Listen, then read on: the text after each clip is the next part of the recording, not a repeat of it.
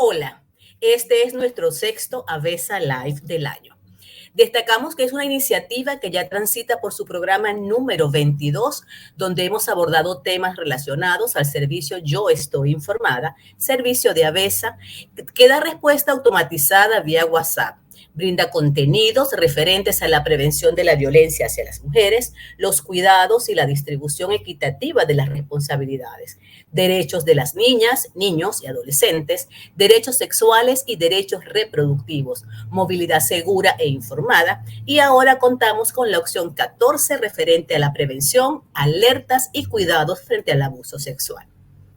En este sexto Avesa Live tenemos a una invitada de la casa, invitada de lujo, Mercedes Muñoz. Mercedes es educadora, feminista, presidenta de Avesa, bailarina e investigadora. Saludos, Mercedes, bienvenida a tu casa. Mercedes, por nosotras que diste sobre la pornografía, nos surgieron varias interrogantes en torno a tu idea sobre este tema y la educación sexual.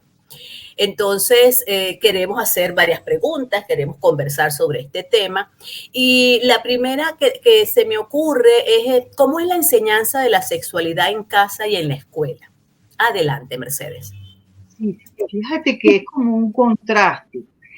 Lo que vemos, por ejemplo, bueno, ahora las plataformas de streaming, Netflix, Amazon, cualquiera, los programas que hay, la información que viene ahí implícita, incluso en programas infantiles, y esto en contraste con cómo se aborda este tema en casa y en la escuela, ¿ves? Ahí hay como una brecha. Eh, y lamentablemente yo creo que hemos avanzado poco desde que estamos hablando de la educación sexual en Avesa, que hablamos de una educación sexual alternativa. La alternativa que ofrecimos en Avesa es una educación sexual que no nos problematice con el tema, porque todos y todas recibimos educación sexual. De manera tácita, no son a lo mejor mensajes ni siquiera conscientes muchas veces, pero nosotros somos socializados para vivir en la sexualidad que todos portamos y somos, y lo hacemos entonces muchas veces en casa de manera inconsciente. Cuando nos respondemos preguntas, cuando nos asustamos, cuando evadimos, cuando reprimimos, o incluso cuando reproducimos los roles de género desde una perspectiva de desigualdad para las mujeres, ponemos a los niñitos varones que las hijas les sirva. Todo eso es educación sexual, pero es una educación sexual que reproducimos inconscientemente, que está en nuestra cultura y que nos problematiza con el tema de la sexualidad. Es como que fuera un tema que no tuviera la misma valoración que otros. Y las características de esa problematización, lo primero es que degrada la sexualidad. Es como que la función sexual fuera más importante que la función digestiva, que la función respiratoria. Y pongo esos ejemplos porque esas también son funciones biológicas y fisiológicas y sobre las cuales hay toda una cultura montada. O sea, nosotros no comemos cualquier cosa, ¿verdad? No comemos con las manos. Así mismo es con la sexualidad. La sexualidad obviamente es una función fisiológica y tiene mucho de instintivo, pero sobre todo se ha convertido en un fenómeno cultural como todo lo de los demás. Entonces, la sexualidad la consideramos de un valor inferior, tanto que no hay contenidos en la escuela, no se habla en la casa. Si un niñito pregunta en la mesa, mira, mamá, qué sé yo, cómo se hace, nos quedamos paralizados. En cambio, si nos preguntan cualquier otra cosa, tratamos de responder. La segunda es la genitalización de la sexualidad. Entonces, es creer y asumir que lo importante de la sexualidad es el sexo entendido como los genitales o como las relaciones sexuales. Y que no tiene nada que ver con más nada. Y la sexualidad tiene que ver con todo, con la política, con la economía. Los países tienen planes de población, los países tienen políticas sobre esto. En China no se pueden tener más de un... En fin, o sea, es un tema mucho más complejo, político, espiritual, etc. Y la otra característica muy importante es que aprendemos, bueno, a hacer una diferencia en la socialización de hombres y mujeres por su condición biológica y generar lo que llamamos, bueno, la la perspectiva de género, porque el género es un término que se acuñó para decir esta construcción cultural que tenemos en relación a una realidad biológica es cultural, es decir, las mujeres porque tenemos una vulva no tenemos más neuronas para fregar, no. Los hombres tienen, y las mujeres, las mismas neuronas para fregar, así que esas tareas las podemos dividir. Esto es un ejemplo humorístico y a lo mejor antimachista, pero bueno, eso es la creencia que había antes. Las mujeres estábamos naturalmente destinadas a determinadas cosas y los hombres a otras. Y en esta no era cualquier cosa. Los hombres estaban destinados a el ejercicio del poder y las mujeres a la subordinación. Y a veces reproducimos esa cultura sin darnos cuenta. Entonces, bueno, la verdad es que yo creo que queda mucho por hacer.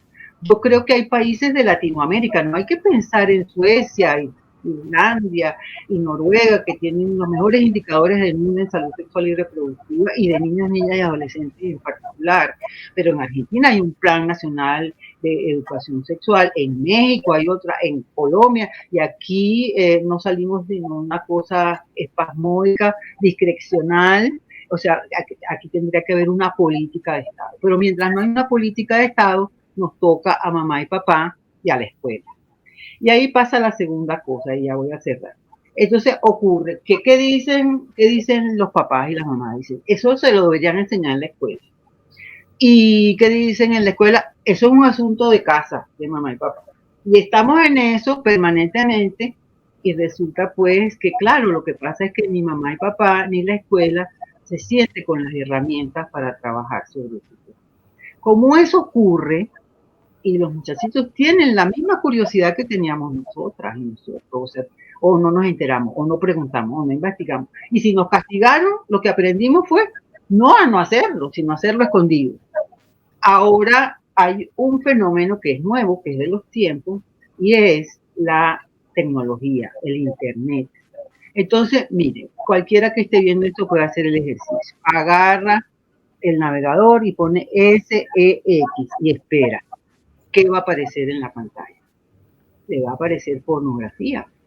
Entonces, los niños están buscando información, así como la utilizan el Internet para buscar información de la escuela. Obviamente, si esto les interesa, también lo van a hacer.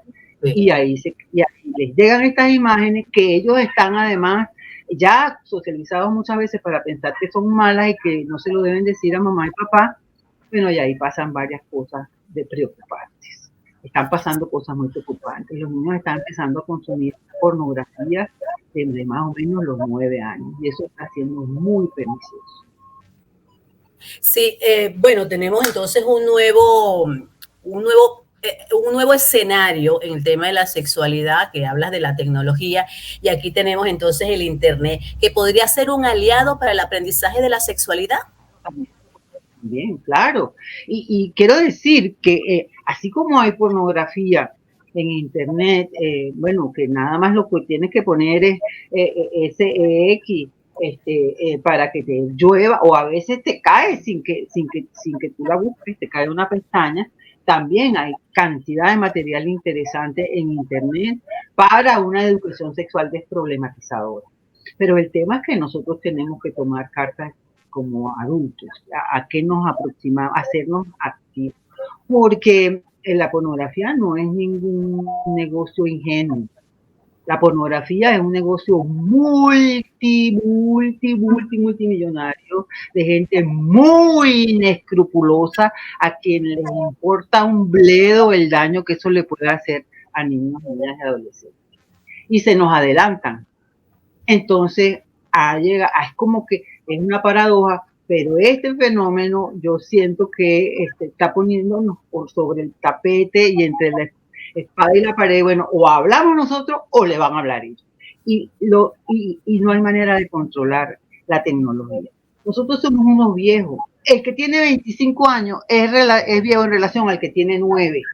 Y las habilidades, los que van naciendo, que han nacido con la tecnología, tienen unas habilidades que nosotros nunca vamos a tener y nadie las va a bloquear. Entonces, bueno, y luego a lo mejor usted tiene control en su casa, pero ahí están los niñitos en la escuela y los niñitos se llevan los celulares para la escuela, etcétera, etcétera, etcétera. Esto está ocurriendo y ya nosotros estamos empezando a recibir en la consulta e incluso en consultas relacionadas con instituciones educativas los embates de este fenómeno. Sí, por ejemplo, yo empecé a investigar sobre esto seriamente, no soy la única, o sea, hay mucha gente que viene como de mi trayectoria. Yo soy educadora sexual con una propuesta que es desproblematizar la sexualidad, que bueno, esto se llama a veces educación sexual integral, educación sexual sexoafectiva, educación sexual con perspectiva de derecho. Por eso es que hablamos de una sexualidad, una educación sexual alternativa para englobar ahí a todas estas propuestas que pretenden que la sexualidad, los niños y las niñas partan del conocimiento para tomar decisiones responsables y puedan cuidarse y protegerse conscientemente. Bueno, hace unos años, como 5 años, me llegó a la consulta un niño que tenía 11 años y que lo habían encontrado en, bueno, unos juegos sexuales. Siempre cuando es esa edad tiene que diferenciar en la consulta, pues si fueron juegos sexuales o había una intención de abuso sexual, pero lo cierto es que a él lo encontraron con su primita, mucho más chiquita que él. Estas eran dos familias estas casas que son multifamiliares. Entonces, bueno, se fue un gran escándalo, los papás de la niña querían denunciar, bueno, y entonces llegaron a un convenimiento, a un trato que ellos no iban a denunciar, pero que era una exigencia que el niño recibiera atención psicológica. A mí me tocó atender a ese niño, tenía 11 años, era un niño más bien tímido. Y bueno, cuando yo le empecé a preguntar, sabes que la consulta con niños es poco a poco, y hablamos aquí, jugamos aquí, hablamos allá. Bueno, en algún momento él habló, porque quiero decir que es que eso yo lo vi, y yo lo vi en el teléfono de mi papá. Porque esa es la otra, los adultos son consumidores de pornografía, constitucionarios, y tienen eso en el teléfono, y lo tienen en la computadora. Entonces, bueno, ¿qué pasó? Pues un niño que estaba un poquito solo, porque yo siempre pongo un ejemplo que me parece que es muy ideal. Es como que tú te encontraras una bolsa de Dorito, sin gobierno, sin normas. El Dorito es adictivo, que no me lo niegue nadie. Uno te compró la primera bolsa de Dorito y se la comió de primero, y si te ponían 30, te las comías, ¿verdad? Entonces, si yo tuviera las bolsas de Dorito escondidas, ¿verdad?, en la repisa, y las descubre un niño y se las empieza a tomar, se va a empezar a ir escondido a comerse el Dorito. ¿Por qué no se comen el Dorito así? Bueno, porque nosotros sabemos que hace daño, y nosotros regulamos, decimos, bueno, puede ser Dorito hoy, pero si estamos problematizados con el tema, no tenemos esa posibilidad. Entonces esto lo hacen solo. Y ese muchachito, bueno, a la larga, el diagnóstico era que era adicto a la pornografía. Y tuvimos que empezar a trabajar desde, ¿tú crees que puedes estar? Vamos a probar un día, porque además los padres cuando fueron a hablar conmigo me dijeron, bueno, y él además ahora no sale a jugar, él ahora no juega. Entonces, bueno, el niño empezó a salir otra vez a jugar, lamentablemente él no siguió yendo, porque cuando yo empecé a buscar la pista sobre quién había puesto la pornografía, se lo llevaron. Pero ahí yo dije, no, esto es serio. Y ya, bueno, allá hemos atendido a Marimar, me relató de otro caso. Luego yo con los alumnos de la universidad que están estudiando una materia lectiva, tengo estudiantes de todos los niveles. La primera vez que abordé el tema, hice una plenaria, pornografía y educación sexual, y lo escuché y les pregunté. Y ahí empezaron los testimonios de los estudiantes. Yo empecé a lo último que me pasó recientemente en un colegio, no lo voy a nombrar, obviamente, un reconocido de muy buena trayectoria, bueno, que aparece en un grado, tercer grado, estos dos niños que empiezan a tener conductas muy, muy sospechosas, muy agresivas, no lo voy a reproducir aquí, con otros niños invocando temas de felatio, etcétera, etcétera, y entonces, bueno, de allí ya uno sabe que hay pornografía, o hay pornografía o hay abuso sexual. En ambos casos hay que investigar, pero estos niños entonces empezaron a darle a otros el teléfono, no sé qué, entonces yo creo que esto va a seguir pasando y los colegios y los papás y las mamás van a tener que organizarse para hablar ellos primero. Sí. Aunque no sea ley, aunque no lo digan las políticas de Estado. Claro. Ahora, hay que hablarle entonces a los muchachos, a las muchachas sobre la pornografía, o sea, utilizarlo como herramienta también para educar sexualmente. Bueno, a ver, hay que hablar de pornografía porque eso está presente como un riesgo. En el caso de niños. A ver, quiero decir, yo no hablo de pornografía, o sea, ese no es un tema que yo públicamente debata, pornografía para adultos, cada quien tiene su criterio. A mí me parece la pornografía fastidiosísima y no soy ninguna mojigata ni moralista, pero me parece que hay cosas que son más interesantes que el erotismo, ¿verdad? Que literatura que te deja crear que esto es demasiado literal y es literal, violento, machista, entonces no me parece nada. Ahora, y el tema de los adultos adictos también es, pero el tema aquí es que cuando nosotros no educamos conscientemente, educamos para problematizar. Y que cuando nosotros no educamos ahora conscientemente, los niños están recurriendo a la pornografía. Y la pornografía se está convirtiendo en la forma de educación sexual, de modelo de la sexualidad para nuestros niños, niñas y adolescentes.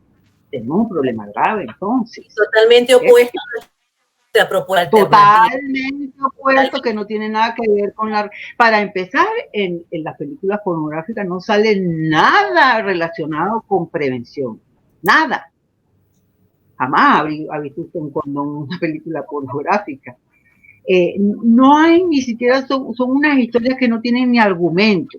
La gente se medio ve y empieza, o sea, todo un tema que hay de no genitalizar, de no degradar, de no reproducir la oposición de los géneros y la posición de dominio de los hombres, está absolutamente perpetuada en la pornografía.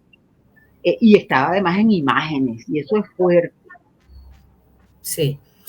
Mercedes, ¿y tú qué recomiendas en esta educación sexual? A ver, pienso, por ejemplo, en los papás que a veces entran en la alarma de no saber qué hacer, en los docentes que tienen esto que tú decías al principio, esta manera de educar muy biologicista. ¿Qué propondríamos nosotros entonces desde ABESA? Hay varias propuestas. La primera es la que venimos haciendo hace mucho tiempo. En la agenda de los derechos sexuales y reproductivos, un punto primordial es una política de educación sexual integral desproblematizadora. Y eso es un asunto de Estado y es una responsabilidad del Estado. Bueno, también, como no podemos estar como ciudadanos, entonces, es incluir en nuestra agenda de exigencia como ciudadanos a nuestros gobernantes y representantes que esa es una responsabilidad de ellos. Y porque aquí tenemos sectores conservadores que son propiciadores de una tendencia de la educación sexual que llamamos moralista, y bueno, esa gente tiene también mucho poder. Estamos hablando de los ¿se oye bien? Sí, te escuchas muy bien. Sí, estamos hablando, bueno, de la religión, de la estructura jerárquica de la religión, que comprende que todo lo contrario, que no se debe hablar de eso, que se deben perpetuar ciertos valores, etcétera. Entonces, bueno, ahí entra como el tema, por ahí está el dilema político, pues, que la gente dice, no, pero ¿cómo voy a hacer esto? Bueno, este es un debate que hay que realizar a nivel de ciudadanos, porque este es un país laico. Así es. Entonces, y hay muchos que no somos de ninguna de esas dos, o que somos de esas religiones y somos críticos, porque también hay católicas por el derecho a decidir, etc. Entonces, bueno, ahí está un punto, el tema como derecho, el tema político. Luego está, bueno, no podemos esperar que el Estado resuelva, sino tenemos que empezar a resolver nosotros. Entonces, Bueno, todos venimos problematizados con el tema. Yo no estoy diciendo que sea difícil, pero fíjate, que no sea difícil. La dificultad no está en los contenidos. Los contenidos de sexualidad son una bobería, son de sentido común. Los niños tienen perros, perras, gatos, algunos viven en la zona rural y además tenemos esa información en el ADN, que es así como se hacen los hijos. Y es por la vagina que se paren, porque eso no tiene ninguna otra lógica. Tú ganas una barriga de este tamaño y te tienes que cortar la barriga para sacarte a un bebé. Entonces, pero esto es tan fuerte, la represión, que aunque tenemos esa sapiencia ancestral, la reprimimos porque la represión de la sexualidad es muy grande. Entonces, yo entiendo que es complicado, pero hay que ponerse. Porque se va a poner primero la pornografía y usted ni se va a enterar.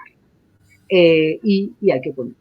Bueno, hay recursos en las redes, en Avesa ofrecemos formación, en Avesa tenemos ahorita el proyecto, y yo soy la principal motivadora de ese proyecto, de hacer un diplomado de formación en educación sexual alternativa, porque lo requiere mucha gente.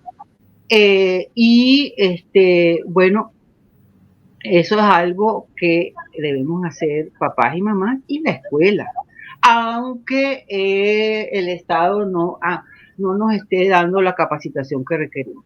Quiero decir que hay unas líneas curriculares de educación sexual que están establecidas y que la gente ni conoce, ni siquiera el Ministerio de Educación. Yo las tengo ahí guardadas porque eso está bien. Y cuando nosotros vemos ese diplomado, decir, mira, aquí está esto. Yo recuerdo, mira, nosotros teníamos un diplomado, que es este diplomado que estamos promoviendo una derivación de esas, de promoción de la salud sexual y reproductiva adolescente. Lo hicimos en dos cortes, primeras con la Escuela de Gerencia Social y después hicimos 2 cortes en la Universidad Simón Bolívar, con mucho éxito. Yo tenía entonces en la Escuela de Gerencia Social, que fue una capacitación gratuita absolutamente porque la financiaba el Fondo de Población, una alumna que era profesora de Fe y Alegría y que estaba haciendo un curso en la Universidad Nacional Abierta de Educación a Distancia. Entonces, como ella estaba haciendo el diplomado, ella se motivó y propuso un programa de educación a distancia con un tema de sexualidad y le pusieron 01, porque el tema no era relevante. ¿Pero por qué cuento esto? ¿Nada más para denunciar? No, porque yo le dije, ¿tú te vas a quedar con este 01? No, profesora. Entonces aquí está, artículo 50 de la LOMNA, derecho a una educación sexual consagrado en la LOMNA, ahí está, artículo 50. Artículo 75 de la Constitución Nacional, ahí está consagrado. Ley o no me acuerdo, programa hay todo un marco legal que nos acompaña y que debemos conocer y que debemos entonces empezar a poner en práctica desde nuestros propios espacios. Mi experiencia con los docentes es que una vez que se desenrollan, porque el tema, insisto, el tema no es la complicación, eso desde el punto de vista cognitivo es una información demasiado sencilla. Después que los profesores y profesoras que tienen años de experiencia, que han lidiado con sus muchachos, que los han acompañado, que los quieren, se desproblematizan con el tema, bueno, ya fluye, como fluye todo lo demás, porque el tema se incorpora como un tema natural que siempre te va a pasar, los que se enamoran, los que dicen que es su novia, los que tienen, para aparecer juegos, todas esas son conductas normales. Un niño que pregunta sobre eso, lo que es un niño inteligente.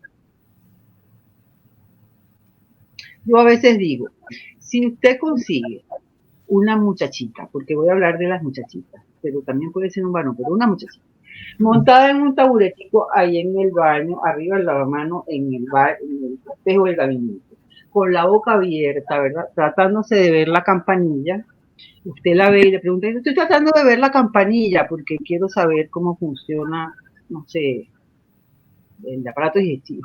Bueno, usted sale de ahí diciendo, oye, tengo una hija inteligentísima y mira cómo investiga. Pero usted consiga la misma muchachita con un espejito, tratándose de ver los genitales. Y las mujeres no nos podemos ver los genitales sino con espejo. Y eso es muy malo, porque a veces llegamos adultas y nunca nos hemos visto la vulva. Y el que sabe es el otro. Y eso no es poca cosa. Pero me estoy yendo por otro tema. Entonces usted llama al psicólogo o la psicóloga. Sí, aquí pasa algo. Esa niña, ¿cuál es el problema de esa niña? Que es inteligentísima y que tiene curiosidad, quiere saber quién es ella y cómo es su cuerpo. Entonces, bueno, y luego, pues, a veces me parece que se nos olvida rapidito. Entonces son a veces papás y mamás jovencitos que pasaron por todo el tema de que no les decían. Entonces, ay, pero ¿qué hago? Sentido común. Decir la verdad e informar es lo que hay que decir siempre, sea la que sea el tema. Los secretos y los encubrimientos son espacio propicio para que entren los que no tienen los mismos intereses con sus hijos y sus alumnos a hacer daño. Y hay mucha gente con la intención explícita de hacer daño. A mucha gente le conviene que esta realidad de las mujeres y esta realidad que a veces siempre hablamos de cómo están afectadas las mujeres como por la manera en que nos enseñan la sexualidad, pero los hombres también. Los hombres aprenden una sexualidad genital, los hombres, bueno, a veces no son buenos, no se desempeñan bien porque no conocen la sexualidad femenina, no, tienen deserotizado el resto del cuerpo que no sean sus genitales, y eso es producto de la educación sexual que estamos recibiendo, y todo eso puede cambiar. Yo lo puedo decir desde todos los lados. Como hija, mi mamá fue fundadora de ABESA y yo fui conejillo de India. Como maestra y profesora, porque siempre la respuesta es maravillosa con los niños, niñas y adolescentes. Y como mamá.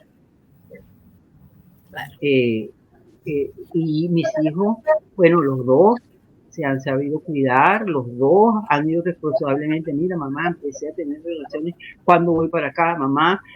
Entonces, eso, y siempre les he dicho, ustedes se pueden equivocar y hacer lo que yo no les dije que hicieran, pero la primera que van a llamar es a mí. Así es. Qué bueno.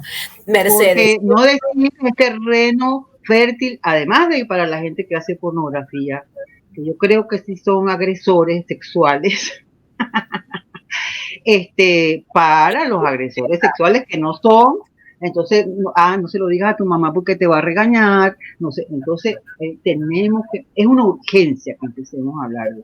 Yo creo que la gente quiere hacerlo y hay que ofrecer los espacios. Qué bueno.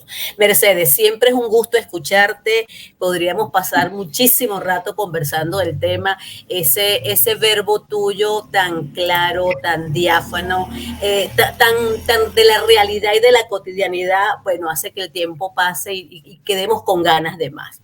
Muchísimas gracias por acompañarnos el día de hoy, Mercedes. Un gustazo. A ustedes. Bueno, gracias, Belkis, a ti, porque eres una excelente entrevistadora y me he sentido comodísima, muy bien, y ha sido muy grato conversar contigo. Qué bueno, muchísimas gracias. Amigas, amigos, ustedes recordarles nuestro servicio Yo Estoy Informada. Recuerden un servicio de respuesta automatizada a través del 0424-166-2220. 0424-166-2220. Tiene contenido en derechos de las mujeres, violencia contra la mujer, derechos sexuales, derechos reproductivos, distribución de las cargas del hogar, movilidad segura y derechos de niños, niñas y adolescentes.